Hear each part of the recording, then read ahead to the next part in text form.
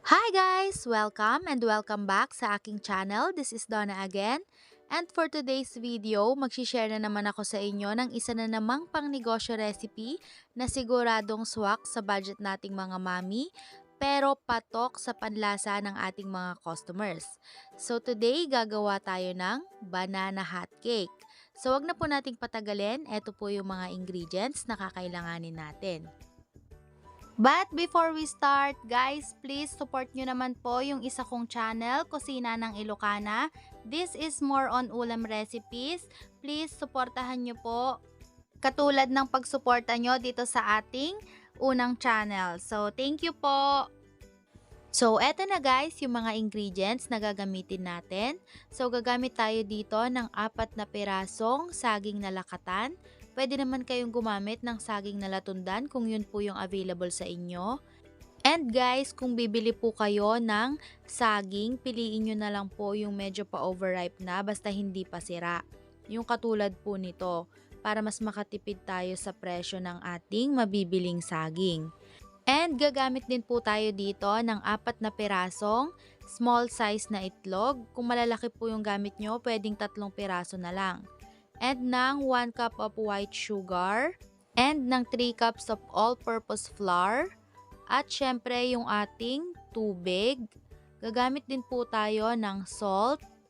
Ng 2 teaspoon na baking powder. And gagamit din po tayo dito ng oil. Pwede kayong gumamit ng vegetable oil or kung ano po yung available dyan sa inyo or pwede rin naman po kayong gumamit ng melted butter. And lastly, gagamit din po tayo dito ng 2 sachet na powdered milk. Bahala po kayo kung anong brand yung gagamitin yung powdered milk.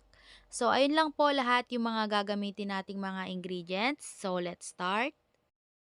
Sa isang mixing bowl, pagsasama-samahin po muna natin yung ating mga dry ingredients. So, uunahin na po nating isift muna yung ating flour.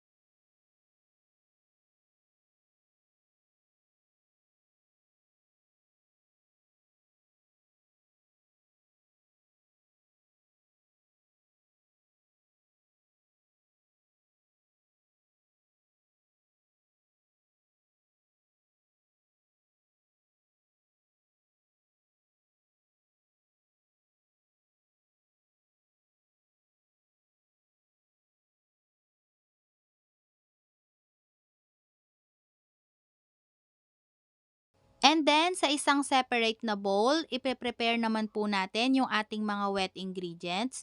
So, ilalagay ko na po yung 4 na pirasong maliliit na itlog. Again, kung malalaki po yung itlog na gamit ninyo, pwedeng 3 piraso na lang po yung inyong gamitin. Tapos ay ibibit lang po natin ito hanggang sa mag-combine na yung ating white egg and yung ating yellow egg.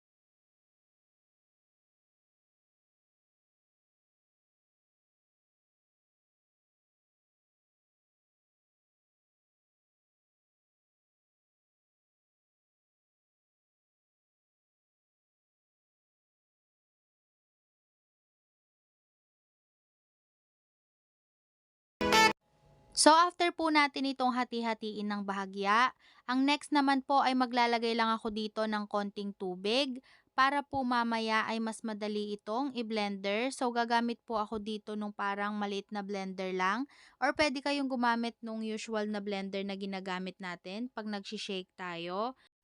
Itong process na 'to guys is optional.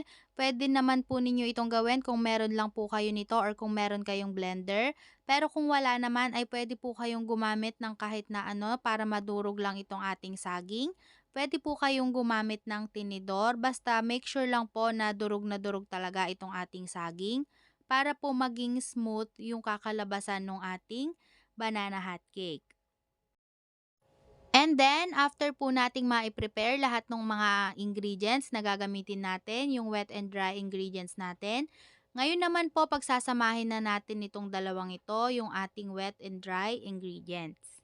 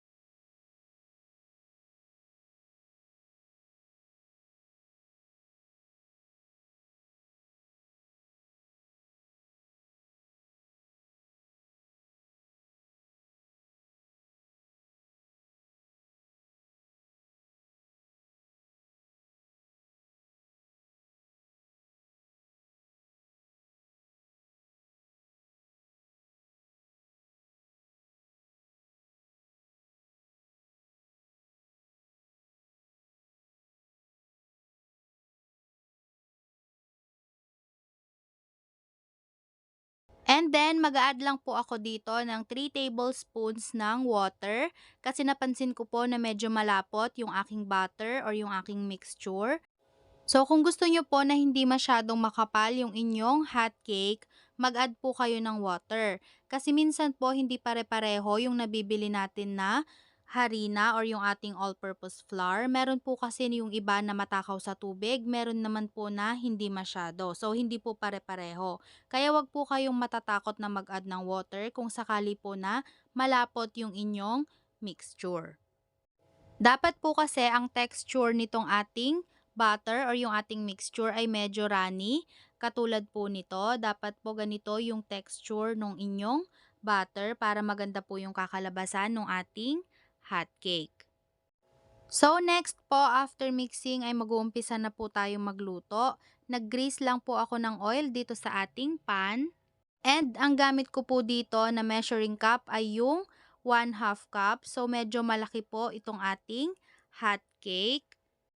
And kung mapapansin nyo guys, ay color white lang po itong ating mixture. So, pwede naman po kayong gumamit ng yellow na food color or yung egg yellow na food color. So, nagtry lang po muna ako ng 2 piraso nitong ating white mixture lang. So, after po nito ay makikita nyo, naglagay po ako ng yellow food color dun po sa natira nating mixture. Para magkaroon na rin po kayo ng idea kung sakali, kung gusto nyo po na white lang, okay lang din naman po katulad nito. And kung gusto nyo naman po na talagang kakulay ng ating ordinary na hot cake, ay pwede po kayong maglagay ng yellow na food color.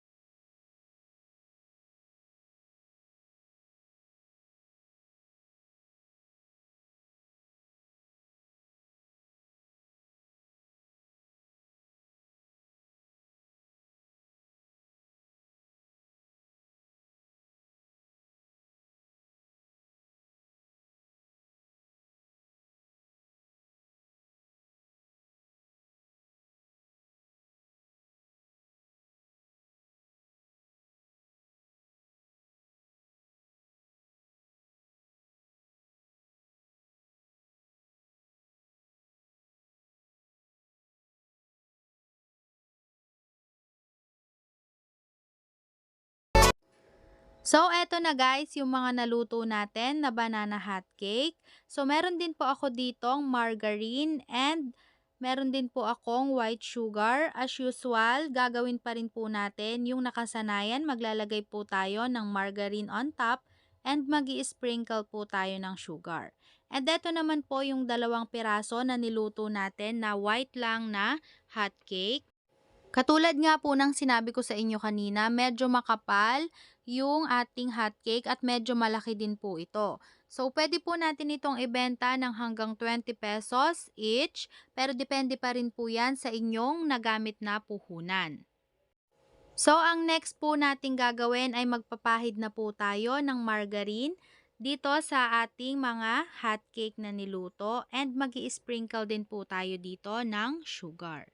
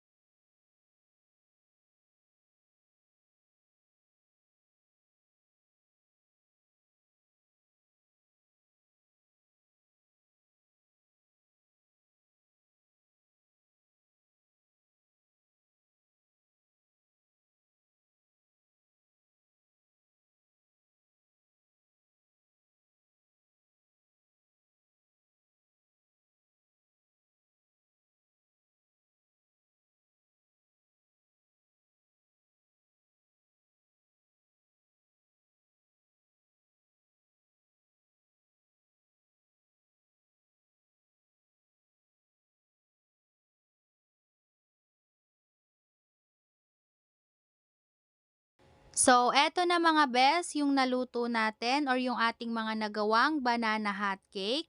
So, kayo na pong bahala kung gusto nyong maglagay ng food color, ganito po yung magiging kulay ng inyong banana hot cake.